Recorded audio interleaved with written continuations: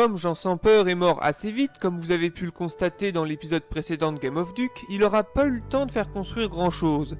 Par contre, il aura pu être témoin du faste aujourd'hui oublié de la cour de Bourgogne qui surprenait alors l'Europe entière.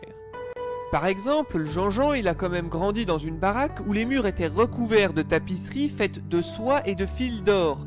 Et alors là, attention, on parle de kilos de fil d'or. Ce qui veut dire que le papier peint de la baraque coûtait carrément plus cher que la baraque elle-même. Tu saisis le délire! Tu saisis le délire! Un autre petit exemple, pour prouver que j'exagère pas, dans le jardin d'enfants de Jean-Jean, là où il jouait avec maman Duchesse... Heureusement que maman Bialès est là pour partager ses jeux d'enfants. Espace qui se trouvait derrière la mairie, que l'on connaît aujourd'hui sous le nom de Square des Ducs, eh ben la maman de Jean-Jean avait décidé de se constituer dans ce petit square un zoo privé, avec une multitude d'oiseaux, mais aussi de plantes exotiques. Et ça c'est bien sûr sans oublier la vache Milka pour donner un peu de chocolat au lait au petit Jean-Jean.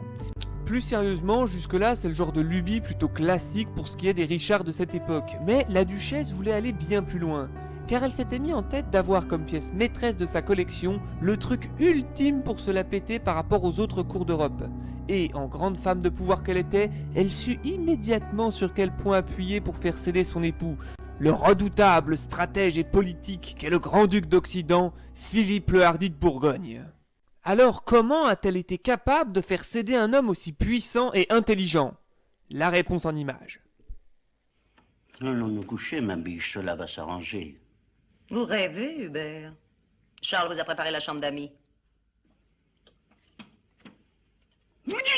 Bonne nuit, mon ami. Et c'est ainsi qu'à cette époque, dans le Square des Ducs, on pouvait trouver un marsouin dans son aquarium. Un marsouin? Je vous laisse quand même imaginer la réaction du petit Jean-Jean quand il a pu voir ça. Non mais sans déconner, elle a fait mettre Flipper le dauphin derrière la mairie quoi. Et ce truc est dans les archives, c'est vraiment arrivé. Bon après le fait est qu'il a pas passé l'hiver, sans doute transformé en Mr Freeze à cause du gel. Mais les mecs de l'époque, compte tenu du matos qu'ils avaient, ont quand même réussi à leur ramener leur marsouin, depuis la mer du Nord jusqu'à Dijon quoi. C'est sans doute d'ailleurs la seule et unique fois qu'un dauphin est venu faire du tourisme en ville. Jean-Jean a aussi pu voir la fin de la construction des grandes œuvres de son père avec les trésors de la chartreuse de Champmol, à l'image du tombeau de papa, assez badass, 30 ans de boulot quand même, hein, qui avait pour but d'être juste plus classe que celui des rois de France. Constitué d'or, de marbre noir et d'albâtre, avec son cortège de pleurants représentant les gens qui étaient là le jour de l'enterrement, avec les représentants de l'église, les moines chartreux et ensuite seulement la famille. Au total, 82 statues, dont 7 sont manquantes. En effet, 4 sont allées s'installer aux States, au musée de Cleveland. Oui, bon, là, il y en a un qui était parti pisser.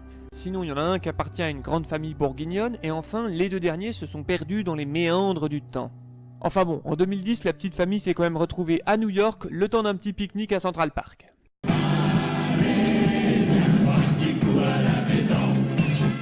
Sur le dessus, le duc, représenté de pied en cap, avec 2 anges tenant un casque, symbolisant pour le coup les actions militaires, la moutarde et le jacquemart étant les 2 représentants les plus visibles aujourd'hui, truc que vous avez pu voir dans les épisodes précédents une fois de plus. Il a aussi au niveau des panards un lion à crinière d'or, histoire de réaffirmer un peu plus sa puissance, lion qui d'ailleurs apparemment se fout de votre tronche vu qu'il vous tire la langue. En outre, pour ce qui est de la déco intérieure de l'église de la Chartreuse, il y avait aussi les retables, des grands panneaux de bois sculptés et peints. 9 ans de boulot quand même, hein. C'est pour ça que ces espèces d'énormes armoires n'étaient ouvertes que pour les grandes occasions. L'un représente la vie de Jésus, l'autre est un peu plus perso. Car représentant les saints protecteurs du duc et de la duchesse, Saint Jean-Baptiste et Sainte Catherine, aussi représentés d'ailleurs à l'entrée de l'église de la Chartreuse. Et en plus, histoire qu'on n'oublie pas son anniv, Saint-Antoine, parce que Fifi, il est né le jour de la Saint-Antoine. Merci Saint-Antoine. Enfin, et parce que c'est un grand romantique, Fifi fit mettre en bas de la frise son logo ainsi que celui de sa femme, le tout intercalé de leurs initiales P et M, pour Philippe et Marguerite. Ah ben on a beau être un bourrin du Moyen-Âge, ça n'empêche pas d'être romantique. Jean-Jean a pu voir aussi la fin de la construction du puits de Moïse, qui représentait et représente encore Moïse avec des cornes. Truc louche, je sais, mais c'est dû à une erreur de traduction du Google Translate de l'époque, ayant traduit le mot Karan, rayonnant, en Karen, cornu. C'est con, hein, à une lettre près. Quant aux autres, ce sont les principaux prophètes. Ils se trouvent représentés au-dessus d'un puits, car les Chartreux vénéraient l'eau. Ainsi, le puits gagna la symbolique du lieu où on y boit un liquide régénérateur. Moi, j'ai pas besoin d'en boire parce que je suis tombé dedans quand j'étais tout petit. Bref, Jean sans peur était aux premières loges quant aux réalisations de son père, ce qui lui donne envie d'égaler celui-ci dans le grandiose, avec toujours comme objectif de dépasser la couronne de France. Mais son premier grand projet architectural, témoignant de sa puissance, et le seul en fait vu sa mort prématurée, ne se trouve cependant pas à Dijon, mais au cœur même du lieu d'exercice du pouvoir français, à Paris. Ce projet prendra la forme d'une tour qui porte son nom, la tour Jean sans peur. Et dans le Paris de cette époque, constituée de maisons de bois culminant à 10 mètres, sa tour de pierre atteint plus de 20 mètres. Autrement dit, Jean fait bâtir la plus haute tour civile de Paris, ce qui fait que depuis son bureau, on peut voir tout Paname.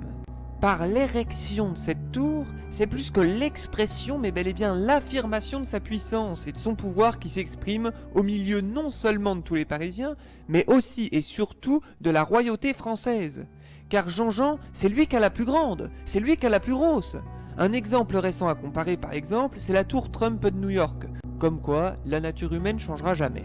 Et l'intérieur est pas en reste, hein, parce qu'au sommet de l'escalier de cette tour se trouve le truc le plus symbolique de l'architecture bourguignonne. Ce sont les voûtes d'ogives végétales. Donc chaque plante est une allégorie d'un membre de la famille. La feuille de chêne représentant le papa, l'aubépine représentant la maman, et enfin le houblon représentant le fiston. Houblon qui, à cette époque-là, commençait à avoir une importance économique, car c'est à partir de ce moment qu'on s'est mis à le foutre dans la bière. Et pour ce qui est de cette voûte, imaginez bien qu'à l'époque c'était tout peint, et en plus avec des couleurs bien flashy, hein. Mais pour voir ça, fallait quand même passer 5 grilles de fer. En effet, ça a chauffé pas mal pour Jean, comme vous avez pu le voir une fois de plus dans l'épisode précédent. Il faut dire que, à cet endroit-là, outre sa piole, se trouvait sa salle de réunion pour fomenter des plans, et enfin, les chiottes, qui sont ni plus ni moins que les plus anciennes de Paris.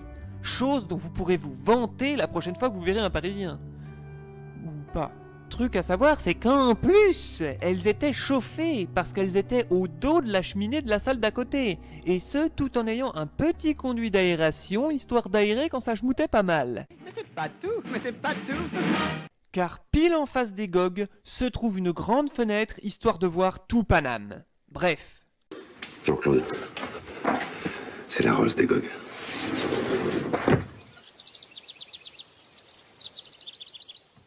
Ah, tout ce pognon de dépensé, à tel point que ça se ressent même dans les latrines. C'est quand même dingue, hein. D'ailleurs, à propos de pognon, avec l'augmentation de la puissance du duché, la monnaie bourguignonne gagne également en confiance. Les effets du boulot de Fifi se ressentent sur le règne de Jean. Car en effet, le duché de Bourgogne ayant son économie propre, il possède également sa monnaie propre. Ce qui veut dire qu'à Dijon, on battait monnaie. Et oui, à l'époque, c'était pas encore la monnaie de Paris. Et c'est justement sous le règne de Jean sans peur qu'on fit bâtir un de ses ateliers de monnaie, pile poil à la place de la salle des États, l'aile gauche de la mairie quoi. Après, au cours de l'histoire, ça n'aura pas été le seul atelier de monnaie dans la ville qui aura existé, à l'image de certains noms de rues qui témoignent encore de leur existence passée, comme la rue de la Petite Monnaie à côté de Saint-Michel, ou alors l'ancien nom de la rue Piron qui s'appelait alors rue de la Vieille Monnaie. Bref, tout ça pour dire que à cette époque à Dijon, comme dirait le roi Burgonde, On est fort. Pomme.